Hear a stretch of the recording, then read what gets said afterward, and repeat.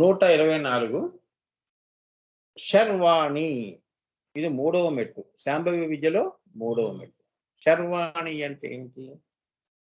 శృణాతి సంహార సమయే సంహారతి సంహారయతి సకల ప్రజాయితి సర్వ తస్య జాయా సర్వాణి. వాక్యం అంటే ఏమిటి? శర్వాణి అంటే సర్వ జీవన పోషక శక్తి శర్వాణి. మనందరినీ కూడా ఆమె సర్వ జీవన పోషక, అన్ని 84 జీవరాశులన్నిటికీ కూడా ఈమె శక్తి స్వరూపిణి. అందుకని శర్వాణి 3వ మెట్లు. అదే సకల అమ్మా, ఆమె సకల అంటే ఒకరికి ఇద్దరికి కాదు, సర్వ జీవ పోషక శక్తి సర్వాణి కాబట్టి ఆమె సకల. నీకు నాకు అన్నం పెట్టట్లేదు కదా అంటే, ఇప్పుడు అన్నం అంటే ఈ అన్నం అని కదమ్మా, ఇక్కడ ఏంటంటే ఈమె సకల విద్యలకి ఈమె రూపము శర్వాణి. నీకు ఒక విద్యలో నీకు నిష్ణాతుని చెయ్యాలి అన్నా ఈ అమ్మవారే సకల. అన్నిటి త్రిపుట భంగం అయితే వాడికి అన్నీ తెలుసు, అవునా? వాడు సకల విద్యా ప్రావీణ్యుడు అండి బాబు అని, అవునా? అట్లా అన్నమాట సకల. అదే పిండాండములో కుండలిని, మన పిండాండంలో కుండలిని స్వరూపం ఆవిడ. శర్వాణి అంటే ప్రవహించునది అని. సరస్వతి నది ఎలా ఉంటాయి? నదులు ఎలా ఉంటాయి? ప్రవహిస్తాయి. అమ్మవారి చైతన్యం కూడా నీ కుండలిని స్వరూపంగా ప్రాకుతాయి. ప్రవహించేవన్నీ సరస్వతి. నదులన్నీ ప్రవహిస్తాయి, అందుకని సరస్వతి అంటారు. సకల అంటే అహాన్ని కూర్మ పృష్ఠంగా ఆజ్ఞ వరకు మోసుకుని వచ్చే ముఖ్య ప్రాణ రూపిణి అయిన సుషుష్మ ఆజ్ఞలో మొదట పర్వతాగ్రము వలె, దాని వెనక వెలుగు వలె దర్శనం ఇస్తుంది శాంభవి విద్యలో. ఈ అనుభూతి నీకు వస్తుంది అని. కొండలేని యొక్క ఇది ఉంది కదా, ఇది హృదయాకాశం దగ్గరకు వచ్చినప్పుడు అక్కడి నుంచి నువ్వు జ్యోతిగా వెళుతున్నావు కదా. ఇప్పుడు కిందది చెప్తున్నాడు అంటే కింద నుంచి ఆమె అన్నీ తెలుసుకొని మనం మూలాధార స్వాధిష్టాన మణిపుర తర్వాత ధారమే కదా, సౌవర్ణ జ్యోతి అయిపోయింది కదా. ఈమె ఇంకా పైకి కూర్మ పృష్ఠంగా ఆజ్ఞ వరకు మోసుకుని వచ్చే ముఖ్య ప్రాణం అంటే ఎక్కడ అమ్మవారు కుండలిని రూపంలో మూలాధారంలో ఆగిందో అక్కడి నుంచి ఆ ప్రాణం అంతా కూడా మూట కట్టుకుంటూ హృదయంలోకి వచ్చి, హృదయం నుంచి ఆజ్ఞ వరకు కూడా వచ్చి ముఖ్య ప్రాణంగా. ఇప్పుడు నీకు కూడా అంతే కదా, కింద ఉంటే జీవాత్మ, అక్కడికి వస్తే అదేంటి? నేను నామరూపాలు నాకెందుకు పెడుతున్నారు? నేను ఆత్మని కదా, అహం బ్రహ్మాస్మిని కదా, అన్నిట్లో ఉన్నాను కదా, ఆ భావన తీసేశాను కదా, పర భేదాలు లేవు కదా నాకు.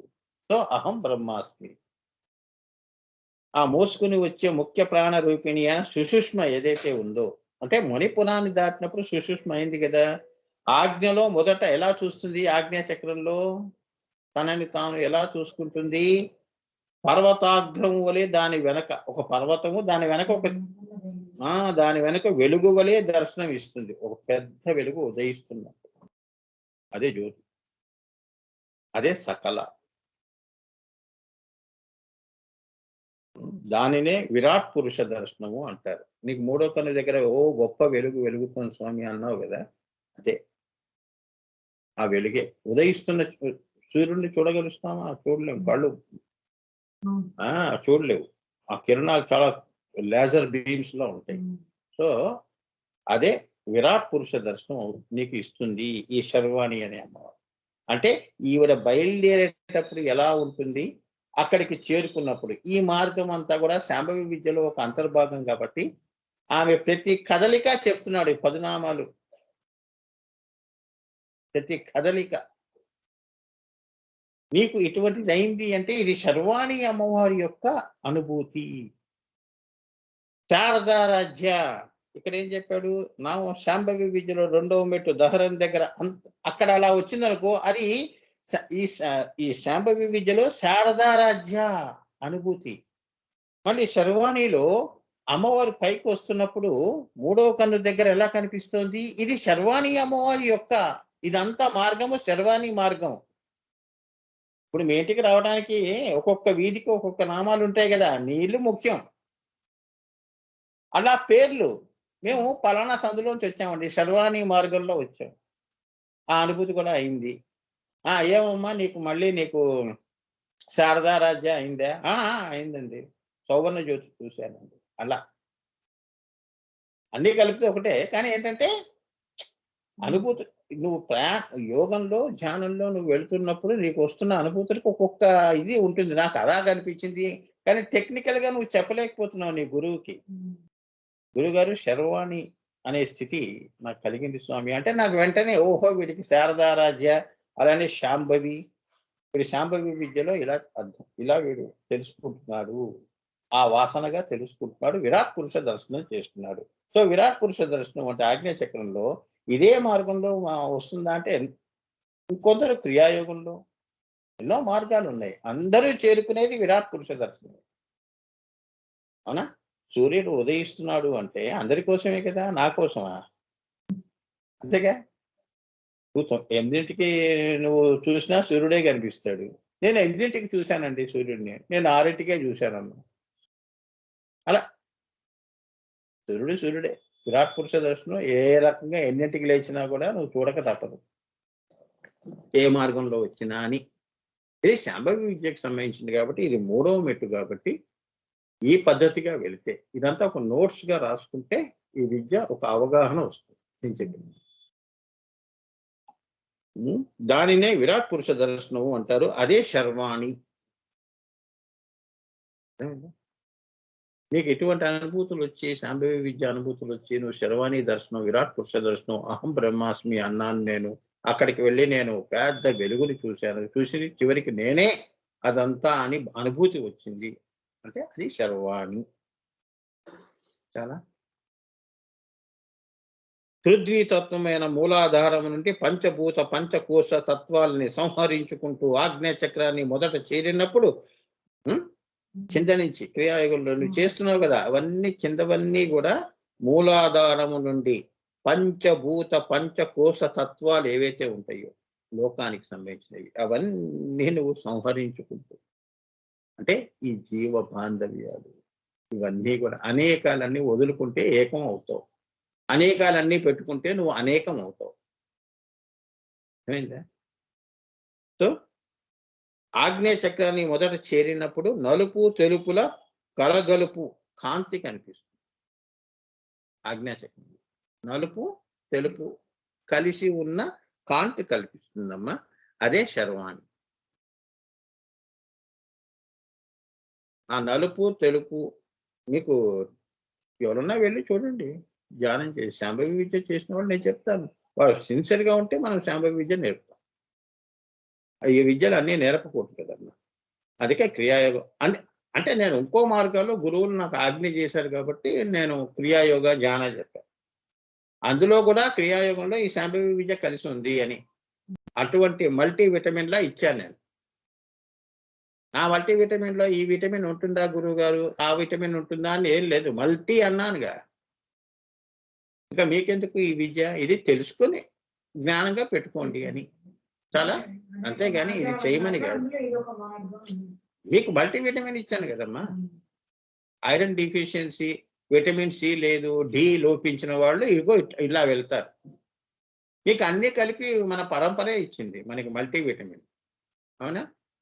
అదొకటేసుకో, అయిపోయింది నీ పని. ఇది తెలుసుకోవాలంతే. అమ్మవారి విద్య ఇది, శాంభవి విద్య. సో అలా నలుపు తెలుపు కలగలుపు కాంతి కనిపిస్తుందమ్మా. అదే శర్వాణి. వేదములలో ఎలా ఉంటుంది అంటే, ఈ స్థితిని ఎలా వర్ణించారో వేదాల్లో చూడండి.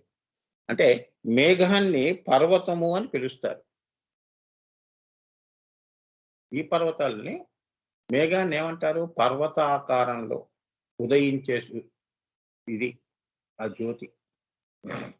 మేఘవర్ణంతో కలిసిన వెలిగే పార్వతి. అందుకే పర్వములు. అంటే ఇప్పుడు మేఘములతో కలిసి మేఘాలు ఎలా కదులుతుంటాయి? అందులో సూర్యుడు ఎలా ఉంటాడు అట్లా అన్నమాట. అందుకే అక్కడ స్థితిని ఏమన్నారు, వేదములలో మేఘాన్ని పర్వతము అని పిలుస్తారు. సో మేఘవర్ణంతో కలిసిన వెలుగే పార్వతి. మేఘవర్ణముతో కూడిన తెలుపే వెలుగే వెలుగే ఆమె పార్వతి. అంటే పార్వతి అంటే పర్వములు కలది అని. పర్వములు అంటే ఎత్తుపల్లాలు. పర్వములు అంటే ఎత్తుపల్లాలు కావమ్మా. అలా కూడా అనొచ్చు. ఇప్పుడు మనకి మూలాధార, స్వాధిష్టాన ఇవన్నీ ఎలా ఉన్నాయి, కొండల. ఇప్పుడు 7 కొండలు ఎలా ఉంది, పర్వములు. ఒక పర్వం అయింది బాబు, ఒక కొండ అయింది, ఇంకో కొండ, ఇంకో పర్వం. అందుకనే పార్వతి అని నామధేయం. అర్థమైందా? ఇప్పుడు నువ్వేం చేసావు, 7 సప్త కొండలు, ఈ 7 మూలాధార, స్వాధిష్టాన ఇవన్నీ పర్వములు. ఇవి దాటి నువ్వు అక్కడ చూసినది పార్వతీ అమ్మవారి దర్శనమైంది. మేఘాల్లో, కొండల్లో మధ్యలో అక్కడ పెద్ద వెలుగు చూశాను స్వామి అని సింపుల్ గా చెప్పాలి.